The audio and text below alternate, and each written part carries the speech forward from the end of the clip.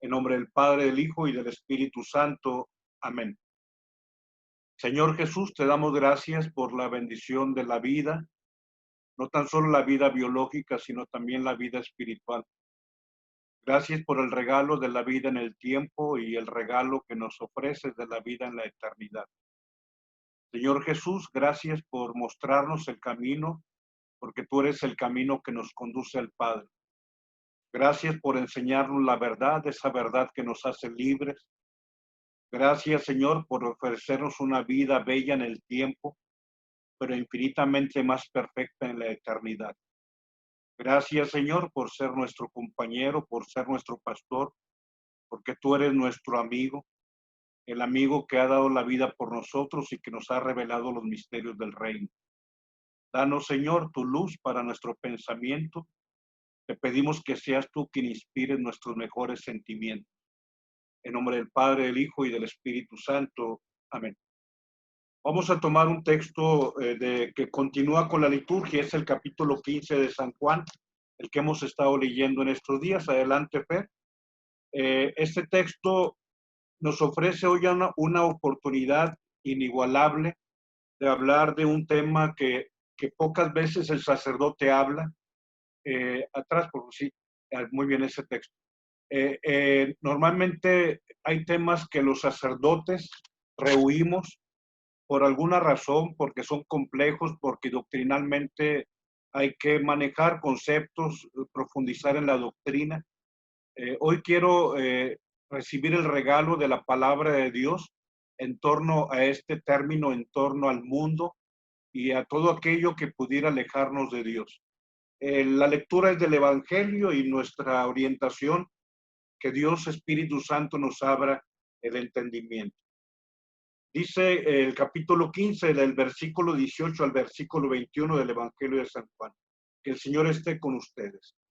Proclamación del Santo Evangelio según San Juan. Si el mundo les odia, sepan que a mí me ha odiado antes que a ustedes. Si fueran del mundo, el mundo amaría lo suyo. Pero como no son del mundo, porque yo al elegirles les he sacado del mundo, por eso les odia el mundo. Acuérdense de la palabra que les he dicho. El siervo no es más que su señor. Si a mí me han perseguido, también les perseguirán a ustedes.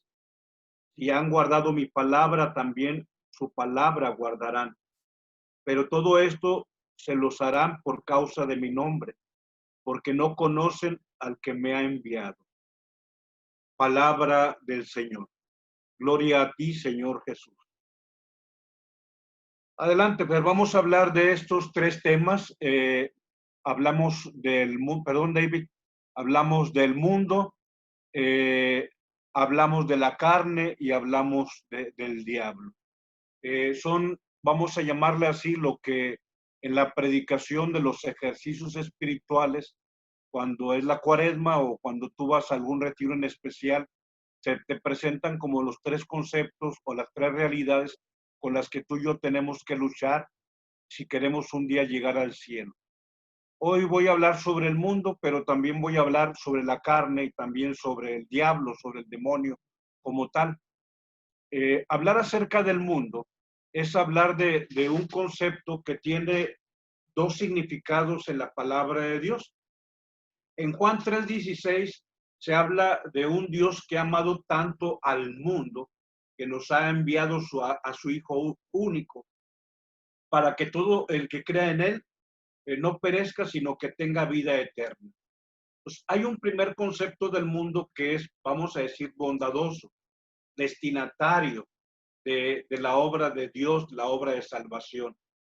No lo tengo aquí, pero tú puedes leer Juan capítulo 1 del versículo 12 al versículo 14, donde habla de que el verbo en el mundo estaba, el mundo no lo conoció, vino a los suyos no lo recibieron, pero a todos los que lo recibieron les concedió el ser hijos de Dios, los que nacieron de la carne, no de la carne ni de la sangre, ni de deseo humano.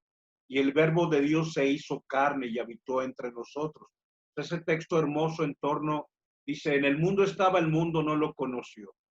Este concepto mundo, como puse en el paréntesis, se refiere al mundo griego. O sea, el cosmos, esa es la palabra mundo, se entiende como el mundo griego. Pero hay otro concepto mundo que es el elemento solamente material. Y pongo aquí este concepto que hoy está presentándonos el Evangelio, San Juan 15:18. Si el mundo les odia, sepan que a mí me han odiado antes que a ustedes. Yo los he enviado al mundo, no los he liberado del mundo, etcétera. Habla de un mundo agresivo, de un mundo que odia. ¿Por qué esa diferenciación en torno a los conceptos? Adelante, David, por favor. Te decía, vamos a hablar entonces de tres enemigos de la vida cristiana: el mundo, la carne y el demonio. ¿Qué se entiende por mundo en torno a aquello que nos odia o que odia la vida de Cristo? Se refiere a un mundo que es un universo horizontal, donde nos olvidamos de Dios, o sea, donde nos olvidamos de la trascendencia. Voy a usar dos palabras que poco a poco tenemos que profundizar. Hay un elemento inmanente y un elemento trascendente. Lo inmanente es lo que permanece. Manes significa permanecer. Inmanes es lo que permanece. O sea, tú y yo no podemos quedarnos en lo que es del tiempo, lo que permanece en el tiempo, sino lo que trasciende. Entonces, lo inmanente, que es lo que aquí está horizontalmente, me hace que me olvide de lo trascendente, que sería en este caso no lo horizontal, sino lo vertical. ¿Qué se entiende por el mundo como aquello que pueda alejarnos de Dios? Una visión sensual o materialista que busca solo la satisfacción del tiempo, solamente la satisfacción sensorial, los apetitos, los deseos. Eh, Vamos a poner las cosas, digamos, en claro. Eh, el mundo tiene valores, pero esos valores no son absolutos. El único valor absoluto, tú sabes quién es, Dios. O sea, hay quienes, por ejemplo, tú sabes hoy, la vida, pues es un valor, pero hoy se vive lo que se llama la biofilia. O sea, personas que, digamos, absolutizan la vida del tiempo. Tú sabes que hay gente que quiere ser eterna en el tiempo. Pongo el ejemplo difícil de corroborar, porque ni tú ni yo podemos tener la capacidad de ir a investigar, pero dicen que Walt Disney está en congelamiento, en la llamada criogénesis, esperando que un día la ciencia evolucione tanto que lo vuelvan a reactivar. O sea, eso se le llama violatría. O sea, alguien que no entiende que el tiempo es transitorio, que el tiempo sí. O sea, yo entiendo. O sea, el concepto de belleza, la belleza es un valor. Pero cuando la belleza se vuelve valor absoluto, desplaza a Dios. Hay gente que no se acepta a sí misma. O sea, todas las personas con las cirugías estéticas, o sea, las personas con bulimia, o sea, las anoréxicas, al final de cuentas es este mundo que te dice que lo que aquí es lo absoluto y nos olvidamos de Dios. Y hay personas que se enamoran de ese sentido de la sola satisfacción, de sus ideas, sus categorías. Yo sé que la estética es bondadosa, pero hay personas que llevan 20 cirugías plásticas, ¿las conoces? ¿Por qué? Porque se quedan en lo inmanente y no ven lo trascendente.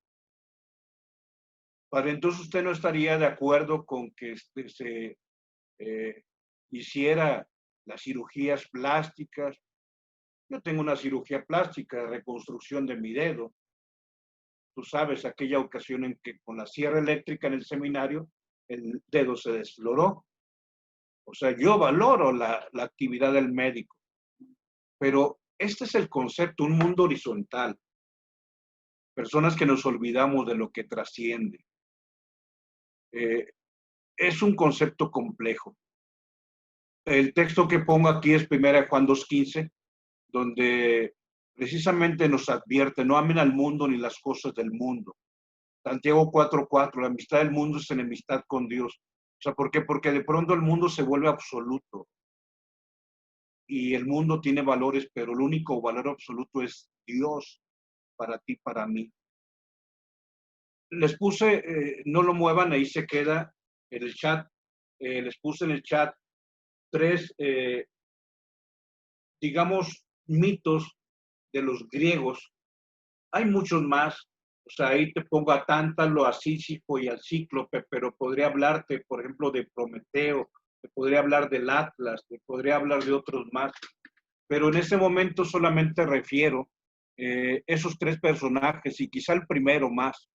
Por eso voy a empezar por el último, por el Cíclope.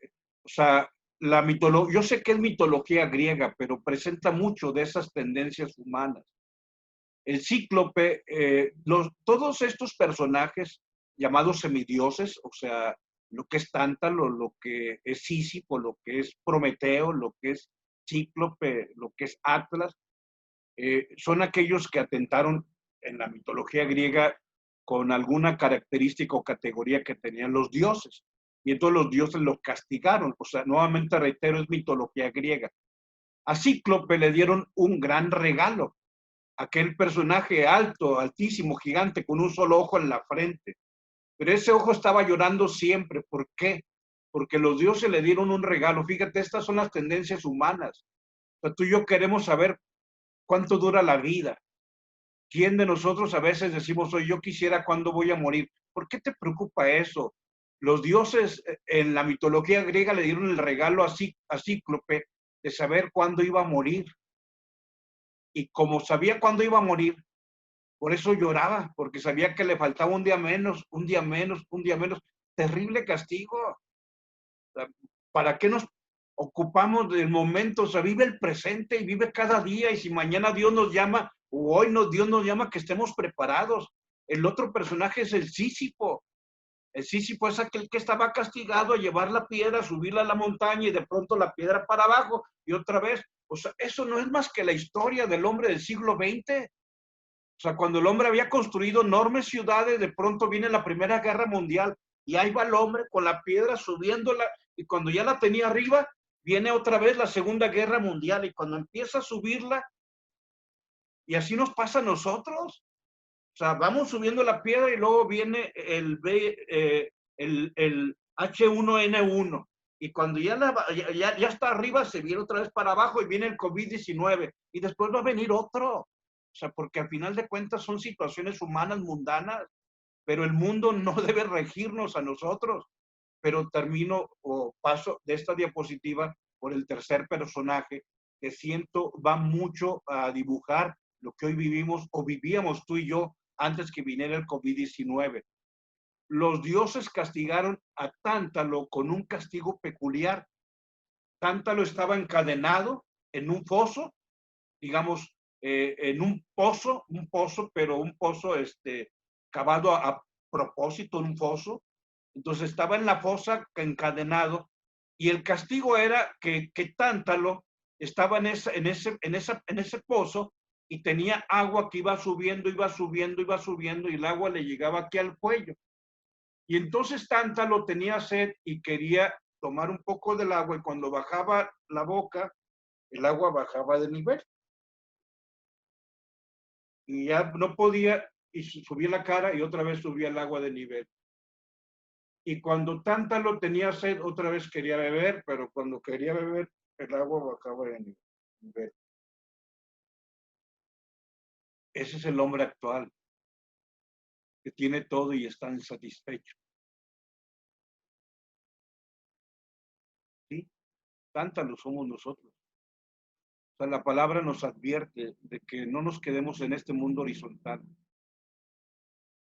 que por mucho que pienses que un día tienes, en realidad vas a estar siempre en la insatisfacción. Por eso hace falta que vayamos más allá de lo que es inmanente y buscar las cosas trascendentes. Hasta allí esta palabra. Vamos con los otros dos elementos que también creo que amerita que podamos dar una palabra sobre esto. El segundo enemigo que la palabra de Dios nos refiere en torno a la vida cristiana es la carne. Y la carne aquí se refiere por la naturaleza del pecado que tenemos. Pongo aquí dos textos. Primera de Pedro 2:11.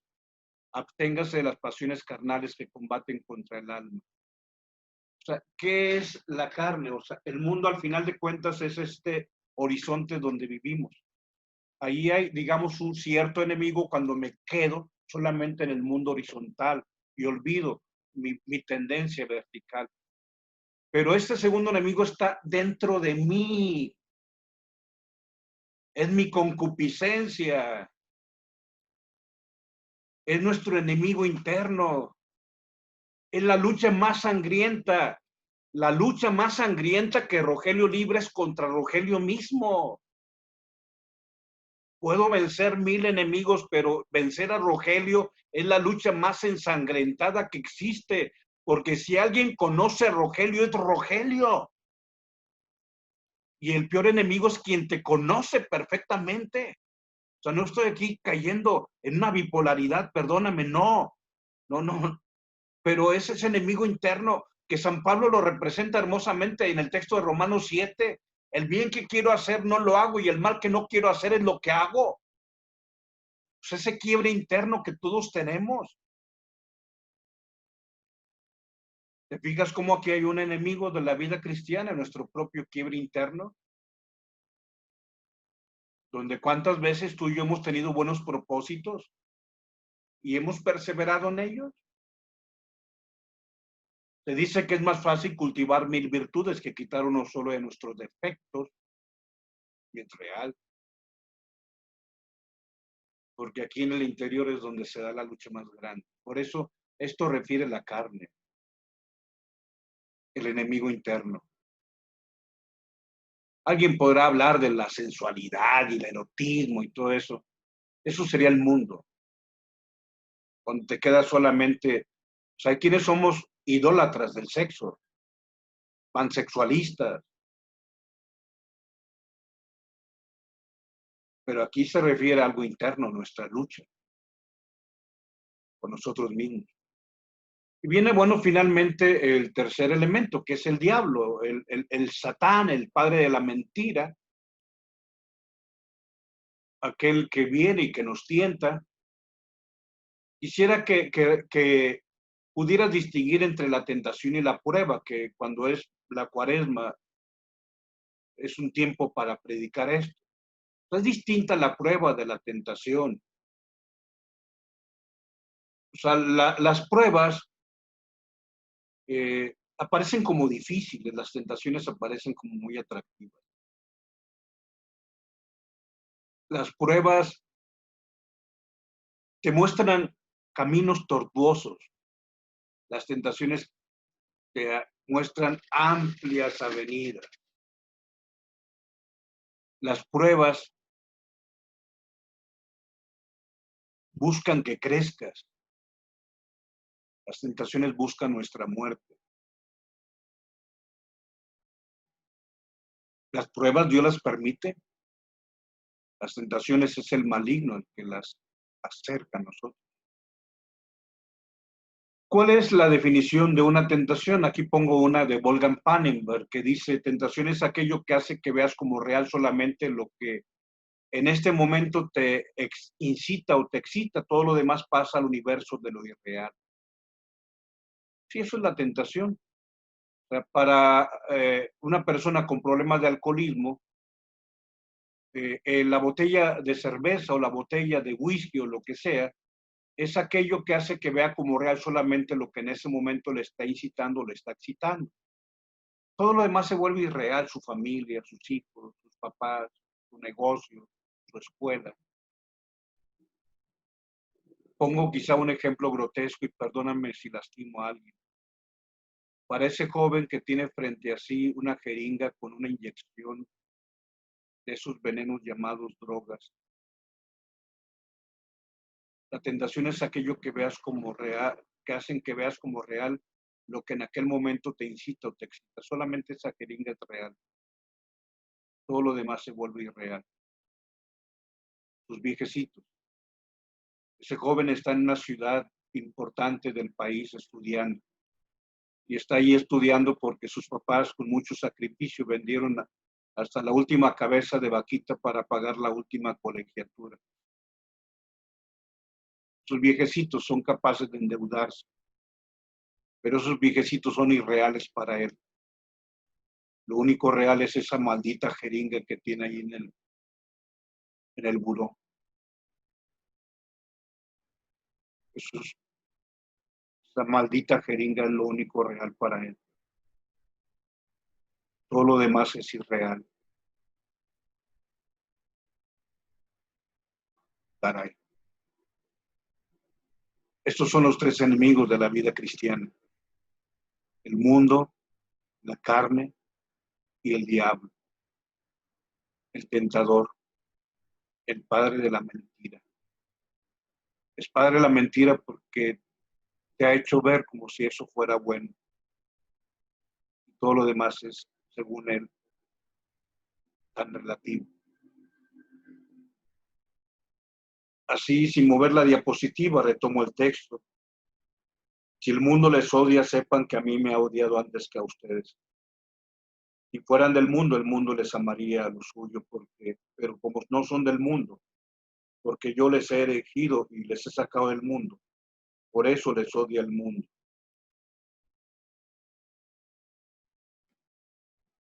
Es este concepto de mundo, este horizonte solamente horizontal.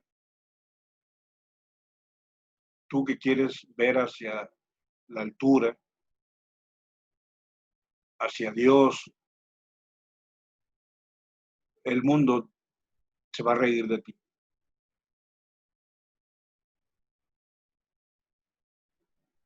A ti que tienes valores que trascienden, se van a reír de ti. Que el Señor pues nos conceda su gracia en nombre del Padre, del Hijo y del Espíritu Santo. Amén. Muchas gracias. Les digo un tema